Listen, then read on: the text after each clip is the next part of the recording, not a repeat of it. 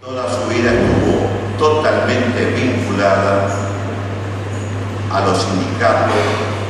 Es uno de los pocos pensadores que tenemos en el campo sindical. Sigue siendo militante en el campo sindical. El doctor Lucio Garzón Maceda era siempre la terminal de las consultas, de que le doy la bienvenida. Esta es su casa, Lucio.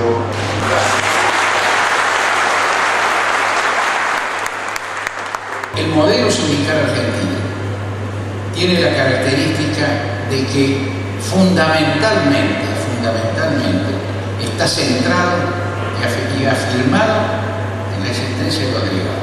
Hay una doble existencia y representación.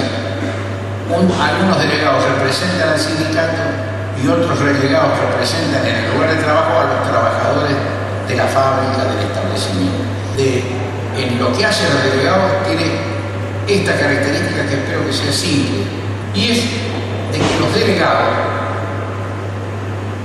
tienen que ser, la ley establece, afiliados al sindicato, pero los delegados argentinos, además de ser un trabajador afiliado al sindicato y electo por todos los trabajadores, hace que en una sola persona, en cada uno de ustedes, se reúna la condición de ser representante del sindicato ante los trabajadores, representante del sindicato ante la empresa, pero a su vez, y ese es el contenido particular, los delegados son representantes de los trabajadores frente al sindicato y son representantes de los trabajadores frente a la empresa.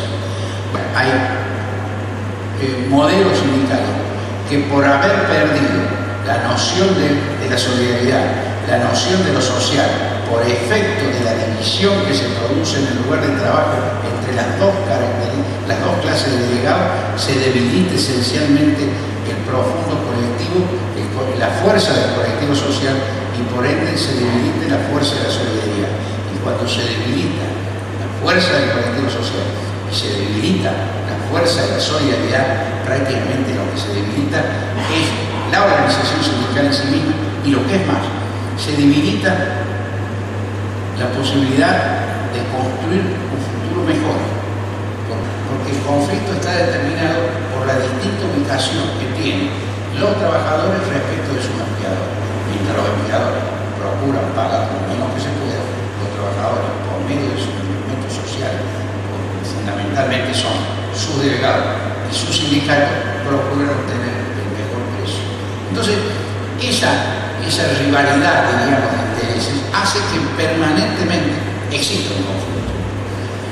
Los sindicatos, tan aceptados por todo el mundo acepta la existencia del sindicato, pero si se hace una consulta individual a los empleadores de todo el mundo, y si esa consulta fuera secreta, tendríamos que el resultado es que hay una enorme cantidad de personas en determinados países que consideran que los sindicatos no sirven y que los sindicatos deberían desaparecer. En el juego de ese conflicto de lógica entre la lógica del empleador y la lógica sindical o social de los trabajadores, siempre está presente cualquier artimaña dirigida al debilitamiento de la expresión social de los trabajadores. Y las gerencias de recursos humanos en general tienden a debilitar el accionar, el pensar en la idea de lo social para dar preeminencia a la idea de lo individual. Entonces, terminar con la filosofía del sindicato, que es una filosofía social, y afianzar el pensamiento individual de cada trabajador sobre la base de la acción cotidiana de la gerencia de recursos humanos. Existen en general tres modelos de negociación colectiva. El modelo de negociación a nivel de la empresa, el modelo a un nivel intermedio, negociación por industria, por actividad, o en un nivel súper concentrado, en la cúspide, una negociación que desarrollan exclusivamente la central sindical de cada país con el conjunto de empleadores. Y puede lograr discutir condiciones mínimas. Es un sindicato que traslada a los trabajadores una idea de lo social mucho más clara, superadora de lo individual, y les da condiciones también a los trabajadores de los distintos establecimientos a partir de un piso mínimo que se establece en el convenio colectivo para, incluso si las condiciones de cada establecimiento lo permiten, mejorar incluso ese piso mínimo que es el convenio colectivo. Esa organización sindical, que es lo suficientemente fuerte porque es la única que puede negociar colectivamente, tiene que tener una condición, sí. Tiene que ser la única voz, pero tiene que tener un profundo sentido de democracia interna, es decir, al interior del sindicato 1000 voces, hacia afuera una sola voz. La que negocia colectivamente es una sola voz. El sindicato sin un cuerpo delegado de fábrica es un sindicato débil. Eso es. ¿Y por qué?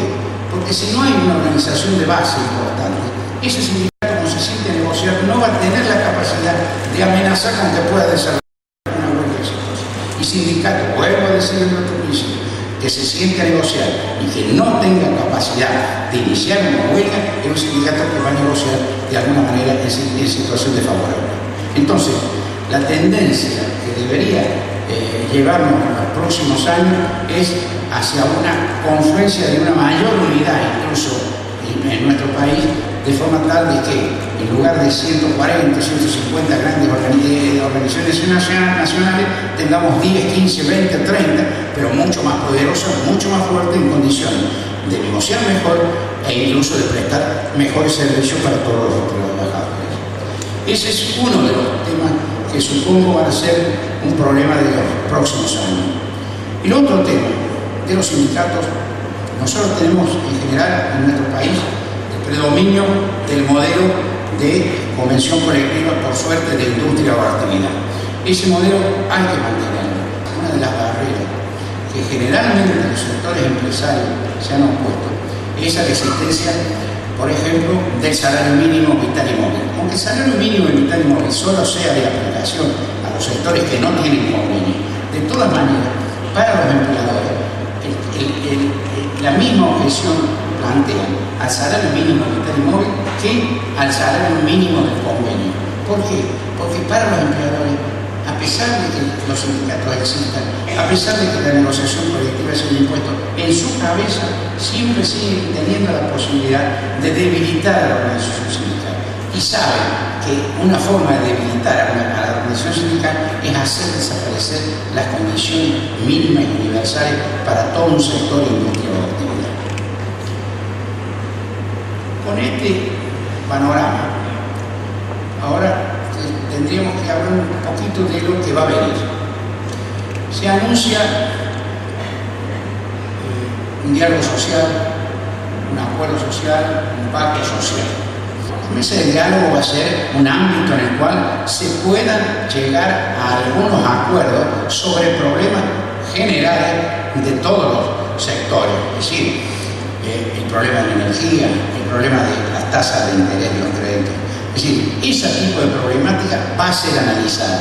Podrá o no haber acuerdo, pero de todas maneras es interesante y es una forma de afianzar y fortalecer la sociedad democrática que los sectores más representativos y fundamentalmente que las organizaciones sindicales se puedan sentar en una mesa para analizar ya no solamente el sistema de salario, sino el dilema de cómo vivir y de qué forma podemos vivir mejor. En nombre de todos los compañeros que están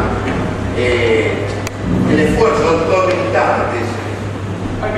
son todos militantes, reciba este recuerdo por de la tarde y la cosa brillante.